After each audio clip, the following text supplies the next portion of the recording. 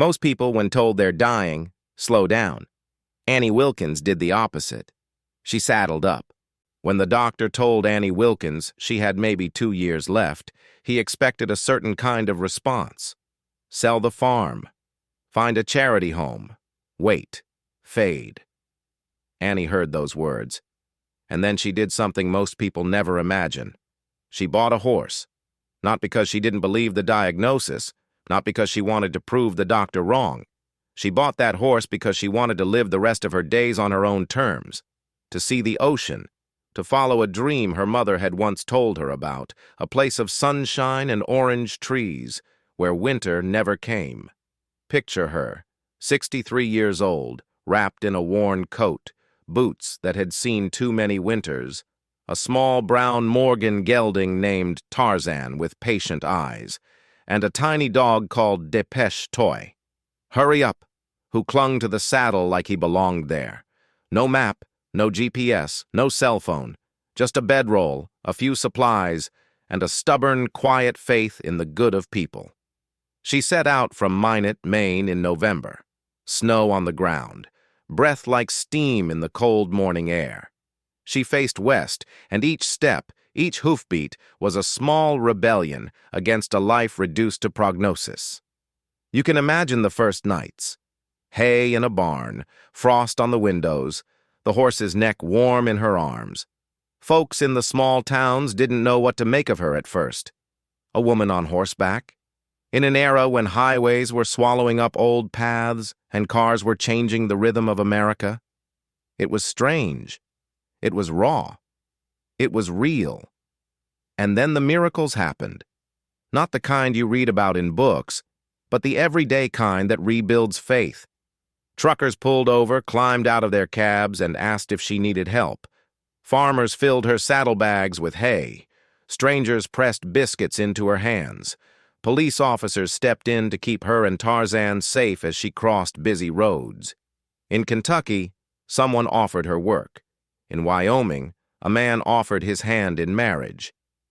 She declined politely, but she accepted the kindness, the help with a fence, a warm meal, a place to sleep. There were storms. She rode through rain that turned ruts into rivers. There were floods and snowstorms that tried to erase the trail. Nights when the wind sounded like a million small hands on the barn roof. But there were also moments of pure, quiet joy. A sunrise over a field she had never seen before, the smell of pine after a rain, the sound of Tarzan's hooves falling into a steady rhythm that matched the beating of her heart. People started to talk. Newspapers called her the last of the saddle tramps. Photographers asked questions. Children ran to the fence to watch her pass. When she reached Pacific Grove, California, after about 18 months and roughly 4,000 miles, she walked down to the edge of the Pacific and wept. Not because she had beaten death, but because she had lived. She had set out with a sentence hanging over her and returned with a story, with a pack of memories, with a map of faces. The farmers who shared bread, the truckers who offered rides of gossip and candy bars, the policemen who escorted her across highways, people who showed that kindness is still possible when it's asked for with courage. Annie wrote about it too.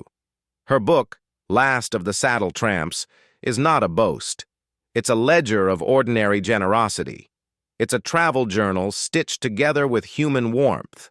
And here's the twist, that 2-year prognosis wasn't the end. She lived another 25 years. She lived almost to 90, carrying, until the end, images of Tarzan's hoofbeats and the salt air of the Pacific. So what does Annie's journey mean for us, sitting here now, in a time that feels like it moves twice as fast? First, courage is not the absence of fear. Courage is the willingness to start anyway. Annie didn't have a plan that would guarantee safety or success. She had a purpose, and she moved toward it step by step. Second, independence doesn't have an age limit.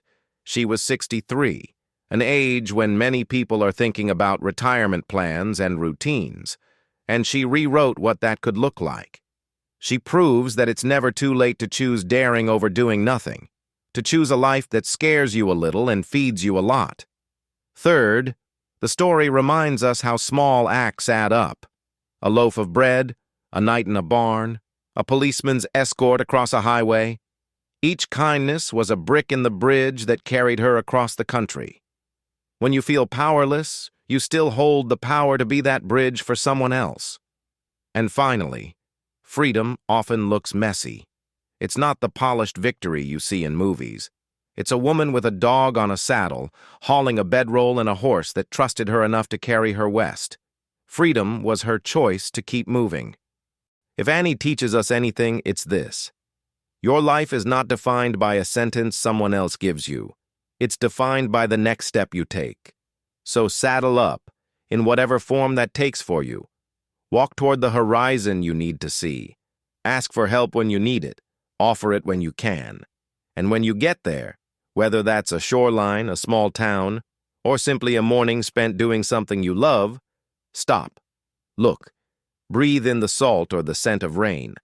Let the sound of hoofbeats become the sound of your heart, keeping time with something that finally feels like yours. If Annie could choose a way to spend her last years, maybe the lesson is simple. Choose living.